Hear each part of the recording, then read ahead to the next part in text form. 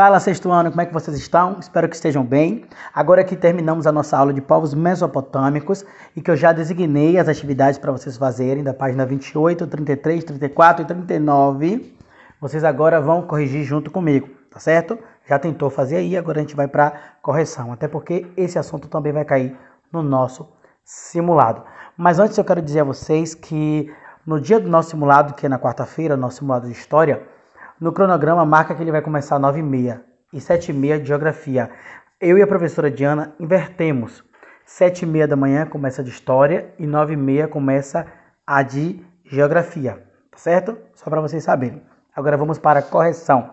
Página 28, primeira questão, diz: analise o mapa a seguir. Aí traz os impérios mesopotâmicos aí no mapa. A gente vai ter o Império Sumério, Acádio, Assírio e Babilônico. E a pergunta é: a região mesopotâmica testemunhou em seu território o surgimento de diferentes impérios, como a gente está vendo aí, né? Explique quais fatores contribuíram para o surgimento deles. O que é que contribuiu para que surgisse tantos impérios? Primeiro, a gente tem que lembrar que a gente vive num momento aí de conflito, né? De dominação de um povo sobre o outro no território.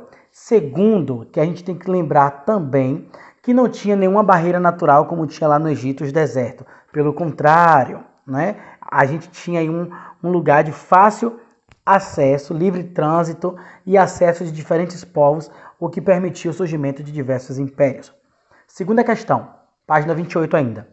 Com base em seus conhecimentos, explique de que maneira os sumérios se organizavam politicamente. Os sumérios eles não possuíam uma unidade, né?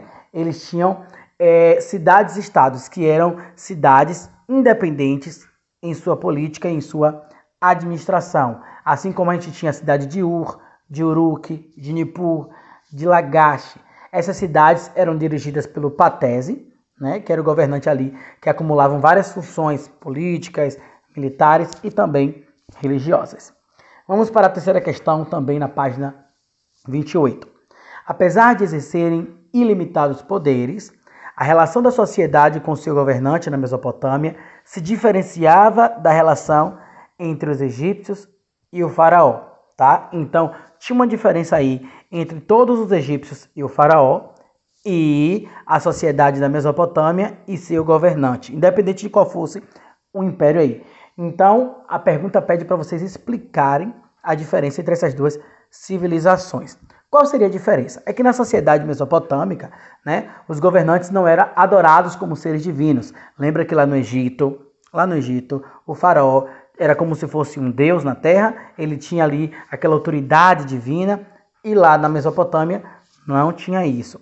E apesar de ser ali destituído do caráter divino, né, eles eram respeitados na Mesopotâmia como um intermediário entre o povo e Deus. Eu estou falando dos governantes da Mesopotâmia, tá? Eles eram respeitados como intermediários, ou seja, como aqueles que estão mediando o povo a Deus. Já Faraó não, meu filho. Faraó já era como se fosse o próprio Deus. Agora a gente vai sair da página 28 e vai para a nossa página 33. Estamos na página 33, questão 4.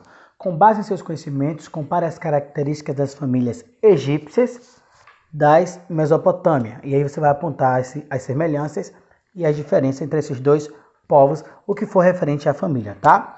Referente à semelhança, aquilo que parece, aquilo que é igualzinho ali.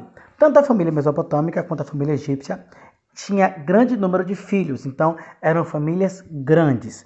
Agora, quanto à questão da diferença, a diferença é que na família mesopotâmica, né, prevalecia a lei da primogenitura. O que é a lei da primogenitura? Primogenitura é que o primeiro filho, o filho mais velho do sexo masculino, é que vai ter mais privilégios. E só ele é que vai ter direito à herança. Só ele não. Ele e os filhos homens vão ter direito à herança. A mulher não vai ter direito à herança. Isso é na sociedade mesopotâmica, tá? Quinta questão, da página 33.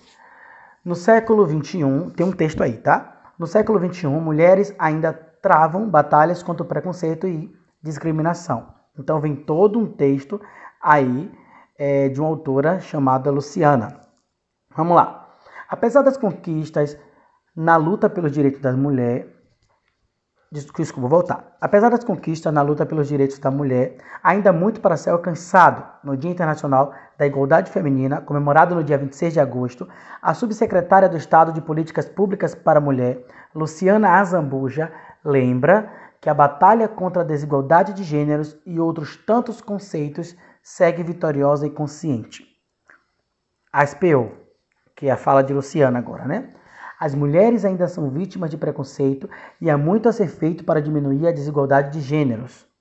Apesar dos direitos conquistados pelas mulheres ao longo dos últimos anos, como no mercado de trabalho, ainda persiste a exclusão feminina, ou seja, estão tirando as mulheres da parada aí, tá?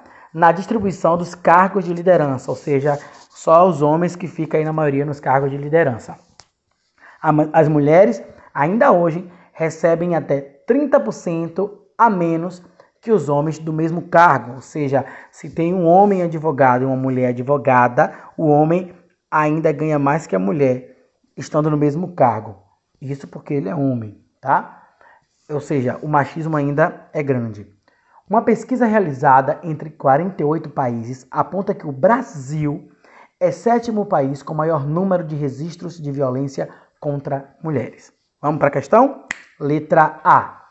Quais os principais desafios a serem enfrentados pela mulher no Brasil, segundo Luciana Azambuja? Então, Luciana Azambuja vai falar no texto sobre os desafios encontrados pelas mulheres aqui no Brasil. E vocês vão dizer qual é esse desafio, tá? Mas não é dizer o que você quer dizer, é dizer o que é que Luciana Azambuja está falando aí no texto. E ela fala bastante sobre a distribuição dos cargos de liderança e a diferença de salários entre homens e mulheres que ocupam o mesmo cargo, ou seja, a mulher tem um salário aí mais baixo. Vamos para a nossa página 34, letra B, a continuação aí dessa quinta questão. Você conhece algum direito conquistado pelas mulheres nas últimas décadas? Ou seja, nos últimos anos, você conhece algum direito que as mulheres conquistaram? E aí você vai responder aí, se você conhece, se você não conhece, e se você conhece, que direito é esse? Tá? A gente tem que lembrar bastante que a gente teve a Lei Maria da Penha no ano de 2006, que foi uma conquista das mulheres contra qualquer violência, né, que pudesse ser feita contra elas. Tem também a lei do feminicídio.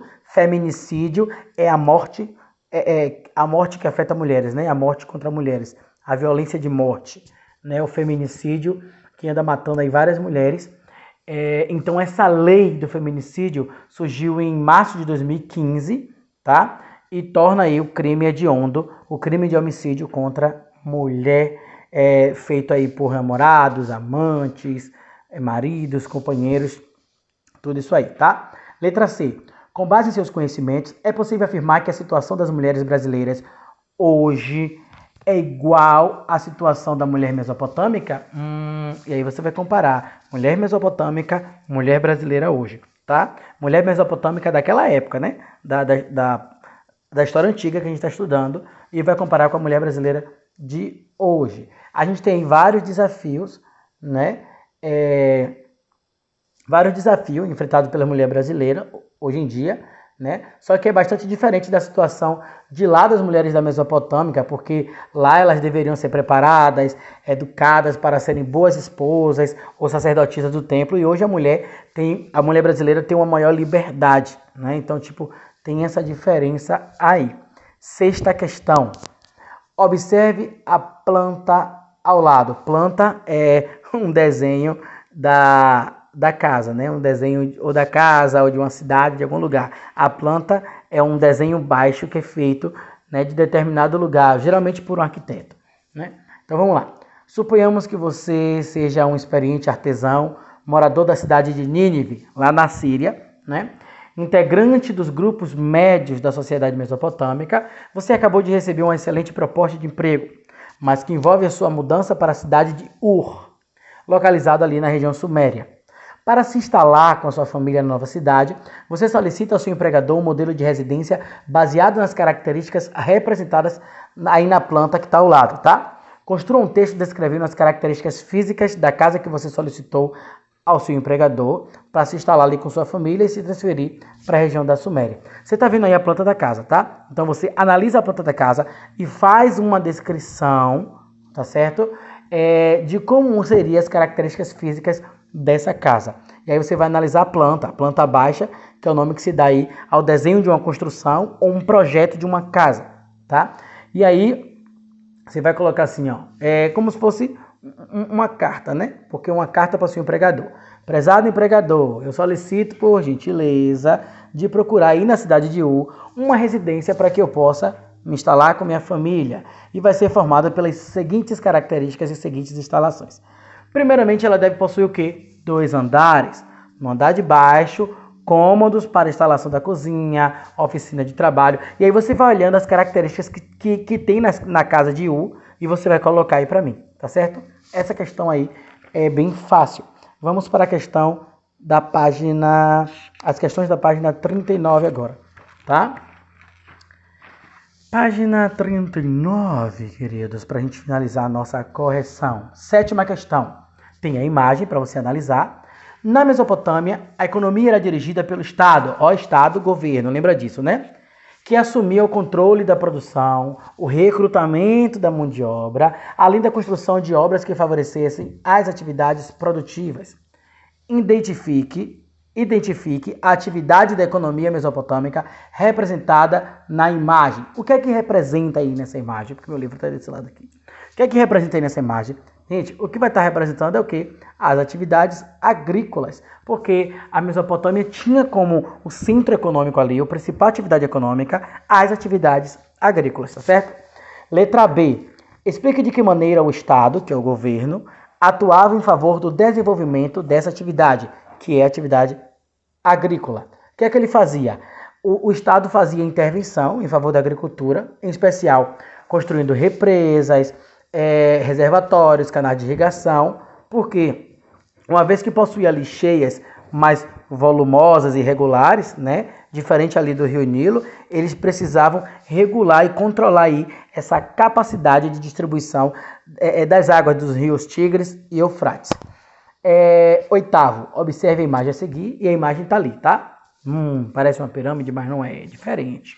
Explique o que a imagem representa e qual era a função dessa construção na Mesopotâmia.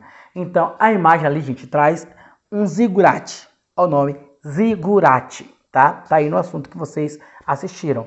Os zigurates eram os templos, né? E era um templo não só religioso, como também era uma sede do governo, um lugar que administrava ali o governo, ou o Tribunal de Justiça, ou escolas, ou um observatório da astronomia para observar os astros lá no céu.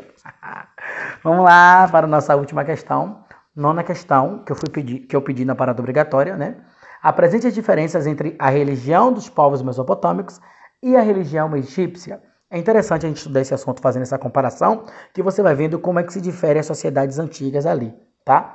Então, os povos mesopotâmicos, eles não valorizavam a vida após a morte, né? Os egípcios, você lembra que valorizava, né? Tanto que tinha lá o processo de mumificação, que ia para a pirâmide, né? Que ia encontrar lá a vida após a morte, o coração ia para a balança lá no tribunal de Osíris, aquela coisa toda. Então, o que é que os mesopotâmicos valorizavam? A vida. Tinha que viver intensamente, porque um dia tudo ia acabar, tá certo? A gente finaliza aqui a nossa correção. Beijos e queijos e sucesso no simulado. Lembra que o nosso simulado de história, tá? Ele vai ser 7h30 da manhã, do dia 26, tá? E o de geografia que vai ser 9h30, tá? Beijos e queijos.